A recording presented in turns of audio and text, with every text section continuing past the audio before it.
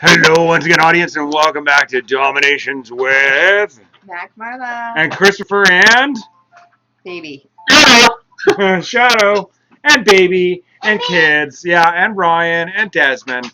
We're all here doing the mid-war report because, as it turns out, Shadow and the Borg have pulled off a perfect score.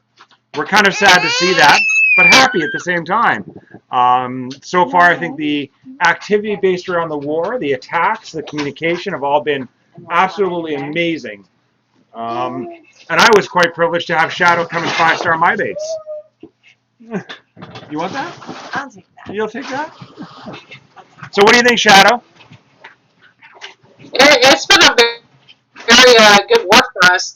We've actually had fun. A lot of the wars we've had recently have been kind of stressful because we get matched up with soccer alliances or Asian teams that can pretty much take us out in one hit. So it's nice to get a team that we enjoy. Yeah, well, certainly, and I think Beating this the is... pants off of. Yeah, No, I mean it's not that. It's like we're actually having fun doing it. So and we enjoy working with you guys, and it made us think how we were going to attack your bases, and we actually the whole team worked well together this war. Yeah, I know it's difficult when you are up against stacker alliances to keep morale up, right? So it's certainly, and I mean, when it is a friendly matchup like this, you can learn so much from each other, right? Oh, definitely. We see it more in 2.0 than we do in 1.0, but 2.0 has seen their fair share of stacker alliances, and we pretty much prevail over all of them. Oh, wow. See, that's very impressive. I think at the point that you hit your first stacker alliance, you have to figure out what your average XP level is and adjust accordingly. Obviously, the success that we've had, we've tried our very best to actually keep our XP a little bit higher, in and around that 140 to 150 range. But further to that, to do 20 to 25 versus in war is also another benefit to avoid those stacker alliances. Yeah, that's why on the board we concentrate mainly on doing the smaller wars like 20, 25. We've tried a few 30s, but we don't have a strong base to do 30s yet. So Yeah. we're focusing to get stronger, and then we'll start 30s again. I think, and that's exactly where we're at as well. So it's nice. I think we're right in line with one another as far as our goals and objectives and how both alliances are run even.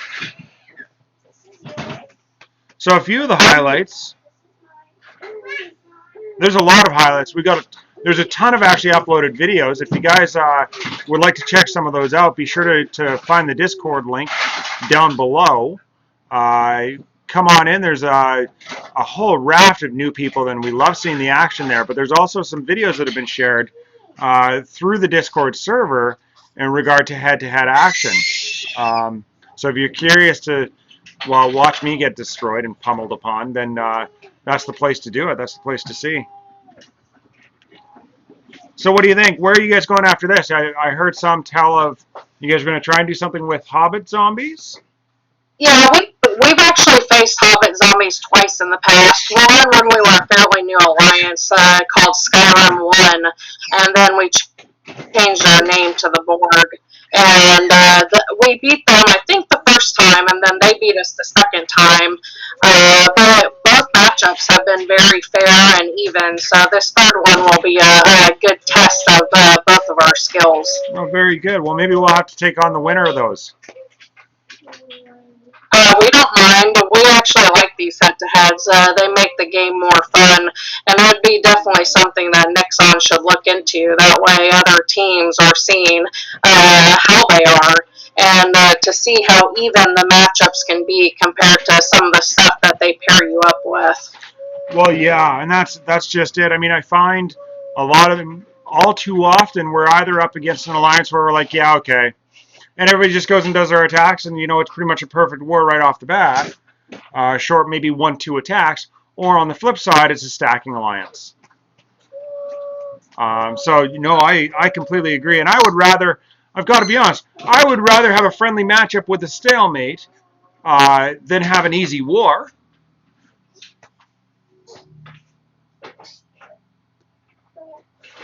Maybe potentially the loot could be better from a stalemate. I think ultimately they should rectify the stalemate problem. However, overall, like I said, I would prefer to have a stalemate with a fair war than win against an alliance that's active and trying but outmatched. Or on the flip side, be on the receiving end of that spanking. Oh, definitely. I think that, like, with at least when you get a stalemate, you get partial loot. I think that they need to do that at least with Glory as well, and that way the team doesn't feel like when they stalemated, they're not getting something from it. Yeah, absolutely. But I mean, you also have to think. I put this in perspective of the only other game that I know that's like this, which is Clash of Clans, whereby in Clash you don't get any of your troops back. And that's a huge detriment. It's like 300,000 elixir usually to train your troops, plus your dark elixir and all the rest of it. So when we used to play Clash of Clans, if you were stalemating and not getting anything back, it was a huge detriment. Whereas you're not out anything when you go on attack and when you go to war within DomiNations. And I think people kind of lose sight of that. I don't think they really pay attention to that. If you go and have a successful attack in DomiNations, short your tactics and maybe your mercenaries, you're coming back with troops, right? And a little loot. And some loot. Yeah. Yeah, we're much better off in DomiNations. Nations have really made it easy for us to attack back to back versus, like you said, in Clash of Clans. I only played Clash of Clans for a little while. I don't like it as much, so I stuck with DomiNations. Very good. Well, yeah, and that's kind of the same story as us. I can't say that I didn't play Clash of Clans for a long time, because I did. However, it fell short in a lot of the ways that I felt that DomiNations just kind of filled in that gap. So that's what we stuck with. Now, I wanted to pick your brain. Which one of our bases was the most difficult? Who's our MVP defensively? Because our top guys, we didn't see much of people hitting your guys.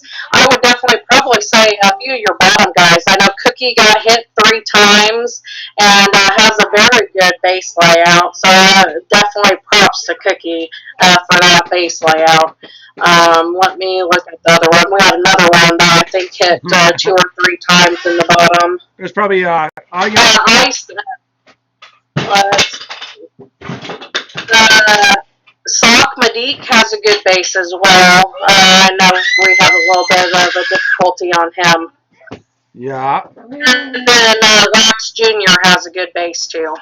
And what about Darth Chad? Hold on.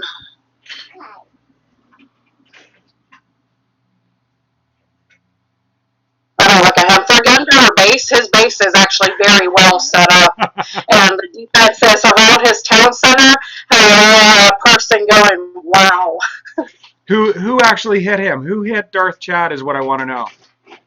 Let me take a look. I think that was actually one of our higher guys because of how he had his defenses. Yeah, it was an industrial. You guys had an industrial. Number 12 went down and took off Darth Chad. Number 12 hit him. Zulu's pretty newer industrial, so we had him take it. And he did pretty well, but we definitely need to work on our lower ranks so we can do better there as well. Very good. I think at this point, Al-Qaedi has got to be my pick for the hardest base out of all yours. Upon reviewing it, and I haven't gone through them all with a fine-tooth comb, but certainly we've scouted them out and taken a look. But as far as the base layout and placement of defensive units, the protection of that forbidden city, that's the base layout that I would choose. I think it's very, very well done. So I commend him. He'll be happy to hear that. Only thing I would switch is that his air defense could be modified to be in a better position. By the way. Yeah. He's actually going to watch this video. I don't know if he's on right now, but he's going to watch it later if he's not. Okay. Yeah, the air defense, the reason that I say air defense is that you've got to really focus on getting your air defense in a position where the planes are turning around. Not where they're flying by it, where they're turning around. So you want to protect your air defense from ground units while putting it in a position where it's catching the units while they actually make that U-turn. Oh, definitely. That's a very good feedback, and he'll be glad to make that. Very good. Well, I think our lunch is probably almost ready here. Well, no, the water's just boiling. Well, yeah, you get this, Shadow. We're having mac and cheese for lunch. Whoop, whoop. Yummy! Manacard suggests I'm going to sit down and you can play different games. I'm not sure who... Okay. I guess I've got a comment or somebody... Anyways. All right. Well, we'll leave it there. Thank you very much for taking the time with us yet again. Really do appreciate it. I'm hoping that we're able to do some more stuff moving forward. We'll have to put our heads together and see what else we can come up with. Definitely. I'm available. I work from home most of the time, so I'm pretty much on DomiNations a lot. Okay. Well, that's good to know.